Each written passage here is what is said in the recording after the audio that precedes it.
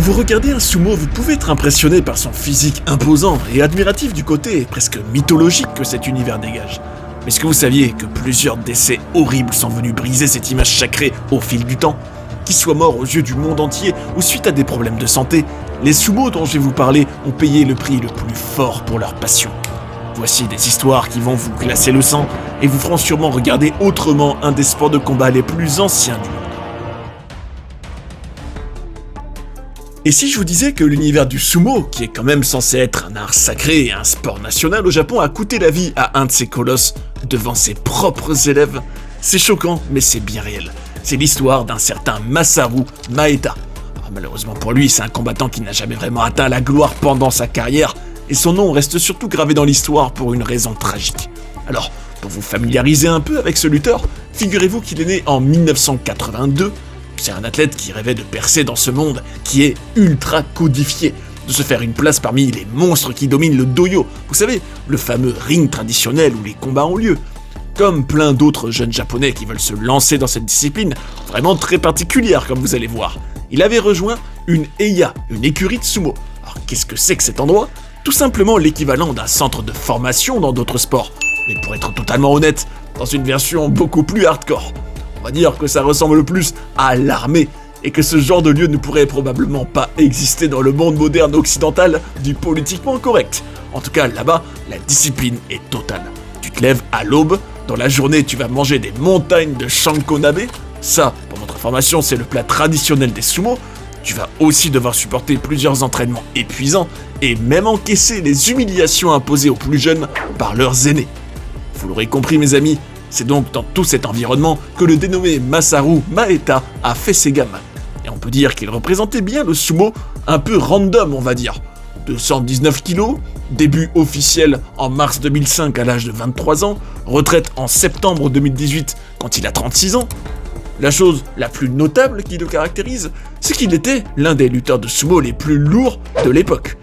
Mais est-ce que ce poids et ce physique ne vont pas justement avoir un impact très nocif sur sa santé ? Peser plus de 200 kilos pendant la majeure partie de sa carrière, est-ce qu'il s'en sortirait indemne ?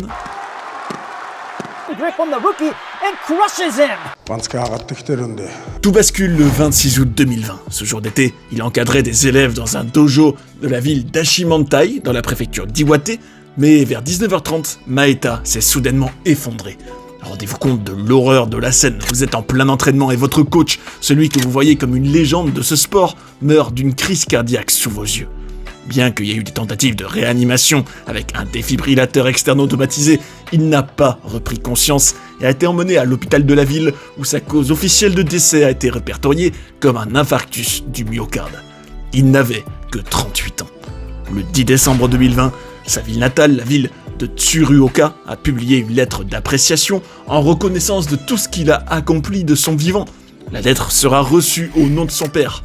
En réalité, c'était pas seulement la mort d'un jeune homme, mais le révélateur d'une faille immense dans un sport figé dans ses traditions au détriment de la vie humaine. En voyant son cas, qui n'est malheureusement pas le seul, on se dit forcément, en imposant ce mode de vie, cette alimentation à tous ces athlètes depuis des siècles, l'univers du sumo envoie clairement ses soldats à l'abattoir. Est-ce que ça en vaut vraiment le coup ? Des fervents défenseurs du sumo vous diront que oui, qu'ils deviennent des dieux vivants au pays du soleil levant, et qu'il n'y a rien de plus glorieux, quitte à mourir jeune. Pas sûr qu'une vie humaine ait beaucoup de valeur à leurs yeux, ou peut-être qu'ils sont profondément attachés à leur tradition. Ce qui est hélas certain, c'est que ce drame autour de Masaru Maeda est loin d'être unique. À peine quelques mois plus tard, il allait se répéter de façon encore plus choquante sous les yeux de millions de spectateurs. Cette fois-ci, on va parler du cas de Ibi Kiryu qui allait bouleverser le Japon entier. Essayez d'imaginer la scène comme si vous y étiez. Vous êtes tranquille sur votre canapé en train de regarder un combat de sumo diffusé en direct, comme des milliers de spectateurs scotchés devant leur écran, et d'un coup, il se passe quelque chose d'impensable. Il y a un lutteur qui ne bouge plus, allongé dans le sable, sans qu'aucun secours n'intervienne avant plusieurs minutes. Un peu comme si vous regardiez un match de l'UFC, que Khabib Nurmagomedov avait étranglé Conor McGregor au point où ce dernier perd connaissance, et que là, pendant environ 5 minutes, personne va voir l'Irlandais. Entre nous, ce serait complètement scandaleux, non ? C'est exactement ce qui est arrivé à Ibi Kiryu, un jeune lutteur de 28 ans en avril 2021. De son vrai nom Mitsuki Amano, il n'était pas une star de la discipline, mais un lutteur prometteur, apprécié pour sa détermination. Il était originaire de Kanagawa et il avait rejoint le monde du sumo avec les mêmes rêves que tous les apprentis Rikishi, gravir les échelons, un jour atteindre les ligues supérieures et peut-être devenir Sekitori. Il était loin d'imaginer qu'il mourrait en martyr, comme le symbole d'une discipline avec des siècles de retard dans certains domaines. Le 4 avril 2021, il avait un combat de division inférieure retransmis en direct à la télévision japonaise.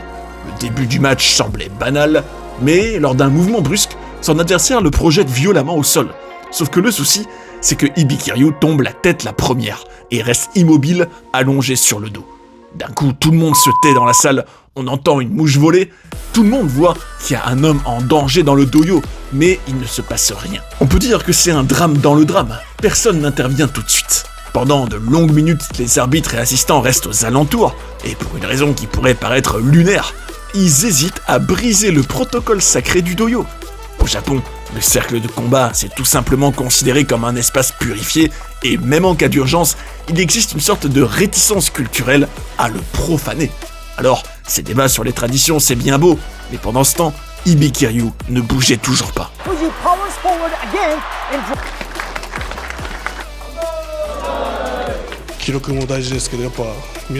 Pour les fans, les images sont insoutenables. Le lutteur reste étendu, des serviettes placées sous sa tête pendant qu'on tente d'à peine gérer la situation.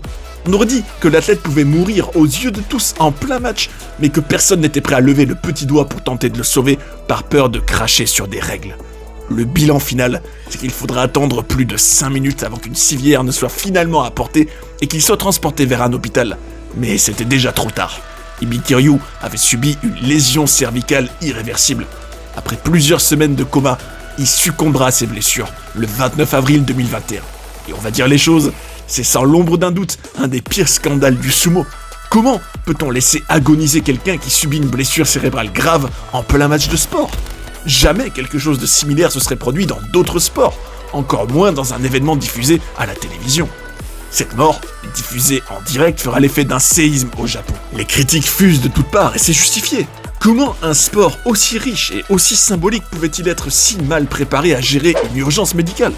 Les commentateurs, les fans et même certains anciens Rikishi ont dénoncé la lenteur des secours. Beaucoup ont rappelé que le sumo, figé dans ses traditions, refusait encore d'avoir des médecins prêts à intervenir immédiatement sur le ring, contrairement à la plupart des sports de contact dans le monde. Qui était la cible numéro 1 des critiques ? La NSK, pour Nihon Sumo Kyokai. En gros, c'est la fédération japonaise de sumo qui gère tout. Face à ce bad buzz, ils annoncent qu'ils vont revoir leurs protocoles médicaux. Désormais, des médecins devraient être présents en permanence avec une formation pour agir sans attendre. Mais pour beaucoup, c'était trop tard. Ibikiryu était mort à cause d'un archaïsme qu'on aurait pu éviter. Comme souvent dans l'univers du sumo, c'est seulement quand il y a des drames qu'on remet un petit peu en question les choses. Quoi qu'il en soit, cette mort tragique reste un moment charnière. Elle a exposé au grand jour les contradictions d'un sport qui veut être moderne et mondial, tout en restant prisonnier de rituels vieux de plusieurs siècles. On peut dire que Ibikiryu n'est pas seulement mort d'une blessure, il est mort d'un système, d'une lenteur institutionnelle et d'un refus borné de placer la vie au-dessus du sacré. Mais hélas, l'histoire ne s'arrête pas là. Quelques années plus tard, un autre lutteur succombera, et là encore, sa mort révélait une autre facette tragique des conditions de vie des sumo. Et si la mort d'un sumo ne venait pas d'un coup fatal sur le dojo, mais d'un poison silencieux qui ronge jour après jour jusqu'à briser le corps de l'intérieur ? C'est ce qui est arrivé à un sumo du nom de Wakato Sakura. Alors a priori, ce lutteur est beaucoup moins connu qu'un Akebono, un Hakuo ou un Konishiki, le bœuf dans la photo la plus connue du sumo. Pourtant, son destin tragique illustre peut-être mieux que quiconque les ravages que peut causer le sumo sur la santé de ceux qui s'y consacrent. En avril 2025, selon des informations en provenance du Japon, Sawada Tsuyoshi, 33 ans, qui était donc actif dans le monde du sumo sous le nom de Wakato Sakura, est décédé à l'hôpital. La cause du décès aurait été une fascite nécrosante des organes génitaux externes.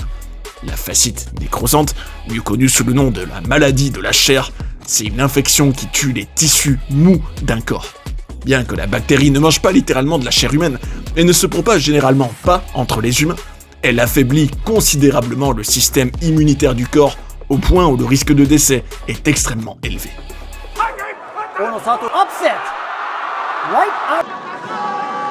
Selon le rapport, Tsuyoshi a commencé à se sentir mal après un tournoi de sumo à Osaka et a dû être hospitalisé. Pour lui, son parcours avait commencé très tôt, puisqu'il avait rejoint cet univers en 2007 à l'âge de 15 ans. Mais les victoires ont été difficiles à obtenir au début de sa carrière et il est resté bloqué en 6ème division pendant 3 ans avant d'atteindre son premier record de victoire en 2010. Alors sachez qu'il a participé à pas moins de 107 tournois au cours de ses 17 années dans le sport. Le seul qu'il a pu louper, c'était à cause de blessures. Vous le constatez donc en même temps que moi, c'est bien l'effet cumulé d'une mauvaise hygiène de vie depuis son plus jeune âge qui a fini par l'éteindre. Et là, encore, on pense à cette discipline du sumo qui impose une routine qui, à long terme, détruit la santé.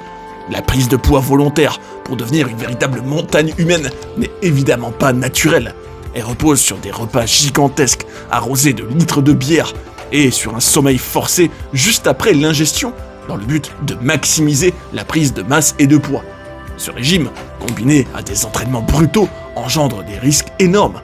Hypertension, diabète, insuffisance cardiaque et même une maladie comme celle de cet homme. Même de nos jours, on estime que l'espérance de vie moyenne d'un sumo professionnel est nettement inférieure à celle de la population japonaise. Beaucoup meurent dans la cinquantaine ou la soixantaine, souvent de maladies liées au cœur ou aux reins. Wakato Sakura, lui, n'a même pas eu cette chance. Il a été fauché beaucoup trop tôt. Pourtant, il n'y a pas que dans l'hygiène de vie que le sumo tue ses disciples. Au-delà de l'alimentation, certaines traditions beaucoup plus vicieuses ont déjà coûté la vie à des gamins remplis de rêves, comme c'est arrivé à Takashi Saito.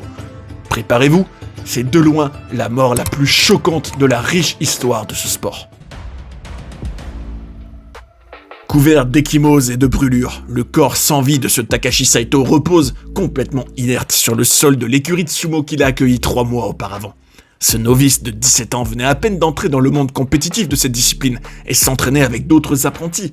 Il s'imaginait devenir le prochain Yokozuna, un dieu vivant qui aurait toutes les femmes japonaises à ses pieds, qui mangerait gratuitement dans tous les restaurants. Mais en ce jour d'été 2007, il s'est effondré à la suite de ce que la fédération considérera comme un accident. Mais on va être très clair sur une chose directe, ce n'était certainement pas un accident. Après une autopsie réclamée par le père de Saito, le médecin légiste révèle que le jeune lutteur a tout simplement été battu à mort. Un diagnostic éloigné du premier rapport rendu par la police qui concluait que le décès avait été causé par une maladie cardiaque après un entraînement. Comme c'est bizarre, un premier rapport de police qui enlève toute responsabilité à la fédération et aux différents entraîneurs. Une enquête approfondie des autorités finira par dévoiler les méthodes du maître de l'écurie, Junichi Yamamoto, qui avait ordonné à 3 autres lutteurs de frapper Saito pour le punir de ses mauvaises performances à l'entraînement. Des coups administrés à l'aide d'une batte en métal et d'une bouteille de bière qui ont mené le nouveau venu à sa mort. À l'époque, comme vous l'imaginez bien, ce qui doit être appelé un meurtre avait ébranlé le Japon, où le sumo est né il y a des centaines d'années et continue d'être tenu en haute estime. Yamamoto avait été exclu de la discipline et condamné à 6 ans de prison. Après la mort de Saito, la fédération a découvert comme par magie que l'acte n'était pas isolé et que plus de 90% des écuries encourageaient les lutteurs à utiliser des battes de baseball et d'autres objets du même genre pour éduquer, entre guillemets, leurs coéquipiers. À propos de cette formation hardcore qui se pratique à l'abri des regards depuis des siècles, voilà ce que le lutteur Shota a déclaré. Je ne pense pas que cette violence inhérente au monde du sumo puisse être un jour complètement éradiquée. La preuve en 2016. Cette année-là, un lutteur et son maître d'écurie ont versé 32,4 millions de yens, soit environ 230 000 euros, à un collègue qui aurait subi des sévices quotidiens allant jusqu'à la perte d'un œil. On parle ici de violences qui sont parfois tellement extrêmes que les sumo ne sont même plus en mesure de participer à leurs tournois. Tout ça est bien triste. Et les morts tragiques de ces sumo rappellent que derrière l'image héroïque des colosses en mawashi se cachent des destins fragiles. Ces hommes sacrifient leur corps pour l'art du sumo, mais trop souvent, ce sacrifice leur coûte la vie beaucoup trop tôt. Alors, est-ce qu'on a le droit d'espérer un futur où le sumo protège mieux ses disciples ? Ou faudra-t-il encore d'autres morts spectaculaires pour forcer un changement que beaucoup de personnes redoutent au Japon, mais que la dignité humaine réclame ? En tout cas, Venez donner votre avis en commentaire et dites-moi si vous avez déjà regardé des combats de sumo et si vous l'appréciez autant que le MMA ou la boxe.